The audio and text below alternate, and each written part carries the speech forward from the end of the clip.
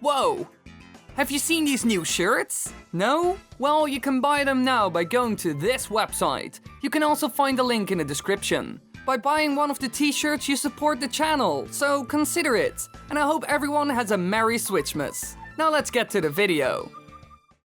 Kakariko Village. One of the many villages that we see in The Legend of Zelda Breath of the Wild. It's filled with all kinds of people, secrets, side quests, and shops. But it also has a certain vibe. As soon as you enter the village, you can feel, hear, and see the Japanese culture.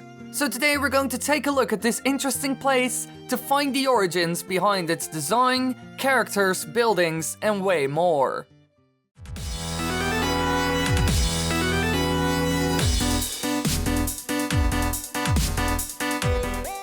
When you enter the village for the first time, there's one thing that stands out the most. All the wooden wind chimes hanging throughout the place. They are just simple ropes with planks on them that rattle and make sound when the wind starts blowing. Wind chimes are a type of precision instrument constructed from suspended rods, tubes, bells, or other objects that are often made of metal or wood. They are usually hung outside of a building as a visual and oral garden ornament. And when you walk through the village, you can also clearly hear them make sound, and it's actually pretty relaxing. However, they're scattered throughout the village. But why? Do they have another purpose besides making relaxing music and the visual aesthetic? Well, maybe, since they look a lot like a certain Japanese spirit charm, the ONAMORI. These are Japanese amulets commonly sold at religious sites and dedicated to particular Shinto deities, as well as Buddhist figures. And are said to provide various forms of luck or protection. Their covering is usually made of silk and paper or pieces of wood with prayers written on them, which are supposed to bring good luck to the bearer on particular occasions or tasks. They are also used to ward off bad luck and are often spotted on bags, hung on cell phones, straps, in cars, etc. So in Japanese culture they're everywhere, and most of you have probably seen them at least once in your life. But there's something wrong here. If you look at the chimes in the village, you can see that there's nothing on them. It's blank. So they do look like those chimes, but still not completely. However, they are pretty, and they sound like a real wind chime, which is pretty cool. Another thing that stands out when you come into the village is their clothing. It's extremely Japanese. Let's start at the top. Here you can see a hat made of reed. These are known in Japan as kaza. There are several sorts of these traditional hats in Japan, and we actually see a couple of these types in the game. First, the TORIOIGASA. These are for Buddhist monks and are made over large, in a bowl or mushroom shape, and is made from woven rice straw. It's just a big hat covering the upper half or 2/3 of the face. Thus it helps mask the identity of the monk and allows him to travel undistracted by sights around him on his journey. And these hats are seen multiple times in the game. For example, some of the sheikah monks in the shrines have them. Or Impa, the leader of Kakariko village. She has a huge one with all kinds of decorations. Actually, the monks and other sheikah leaders are mostly based on certain types of Asian monks, so the hat is very fitting. Another kaza type hat that we see a lot in the game, and especially in Kakariko village, is the TORIOIGASA. In the game, we can see the sheikah warriors that guard impa wear these types of hats. And by the looks of it, they are made of grass or reed. We can also see a lot of the villagers wear these types of hats. But there's something wrong here.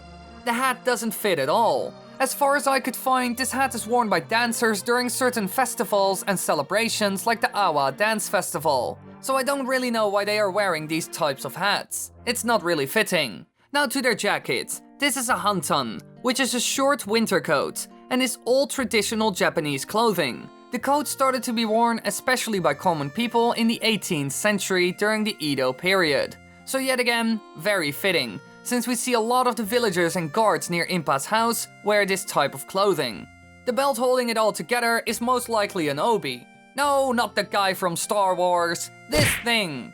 It's a sash for traditional Japanese dress, uniforms for Japanese martial arts, and part of kimono outfits. There are many types of obi, and most are for women. Wide ones which are decorated, and narrow, simpler ones for everyday wear. The fanciest and most colorful ones are for young unmarried women, but we don't see this in the game, and by the looks of it, they all have the same. Now for their shoes. Well, sandals, they're not really shoes. There are two types that we see in the game. First, the GETA. These are a bit, weird. These sandals are a form of traditional Japanese footwear that resemble both clogs and flip-flops. They are a kind of sandal with an elevated wooden base held onto the foot with a fabric thong that keeps the foot well above the ground. Sometimes these sandals are worn in rain or snow to keep your feet dry, due to the extra height compared to other footwear. In Kakariko village, we only see the painter use these types of sandals. All the other people wear zori. These are flat, thong Japanese sandals made of rice straw or other plant fibers, cloth, lacquered wood, or leather. They are quite similar to flip-flops, which first appeared in New Zealand and the United States sometime around World War II as rubber imitations of the wooden thong sandals long worn in Japan. So they essentially stole the idea. Both of these are classic Japanese footwear, so Nintendo is not that far off. Now let's move on to something completely different. The houses and shops that we see in the village, since these also have classic Japanese elements. First, the nobori. These are the banners that we see outside of the shops. Just like the Japanese version, they're long, narrow flags attached to a pole with a cross rod to hold the fabric straight out. These were significant on the battlefields of feudal Japan. The banners of the time were used to denote units within an army. Today, nobori are common sight outside businesses, restaurants and retail stores, where they advertise a sale, a new product, and simply the name of the business. So the ones that we see in Kakariko village are taken from a more modern time, since we don't see warriors running around with them. This is a bit of a bummer, since they were trying to recreate a bit of an old traditional Japanese village. On the outside of the houses and shops, we can see some classic Japanese architecture, the minka. Let's take a look at this particular style. The name of it literally means house of the people. These were houses for farmers, merchants, stuff like that. They are characterized by their basic structure, their roof structure, and their roof shape, which was a V.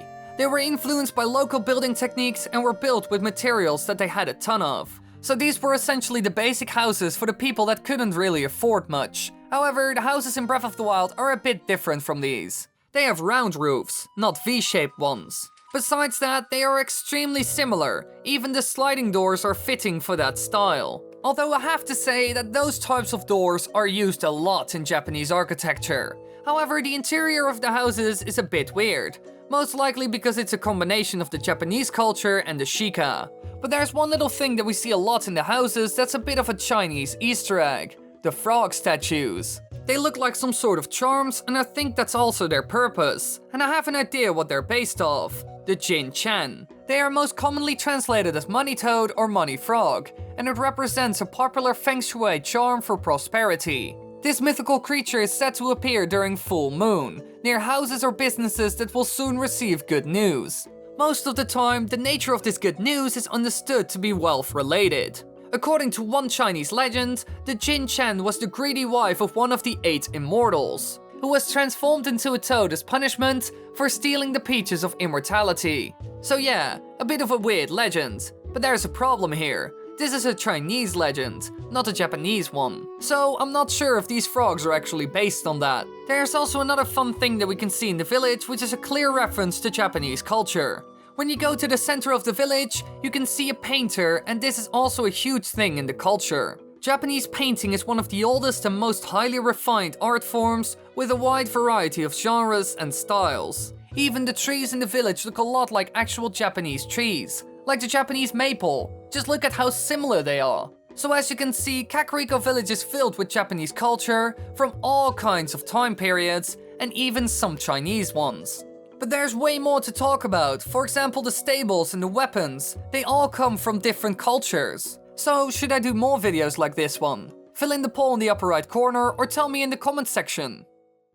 Hey, be sure to check out the shirts by going here. You can also find the link in the description. If you post a picture of you with the shirt on social media, I will certainly share or retweet it. So be sure to do that. Thanks for watching everybody, I hope you enjoyed the video. Don't forget to check out the t-shirts. If you would buy one, I would highly appreciate it. It totally helps out the channel and helps us survive. Otherwise, I'll have to do sponsorships, and I don't like sponsors, I'd rather do it this way.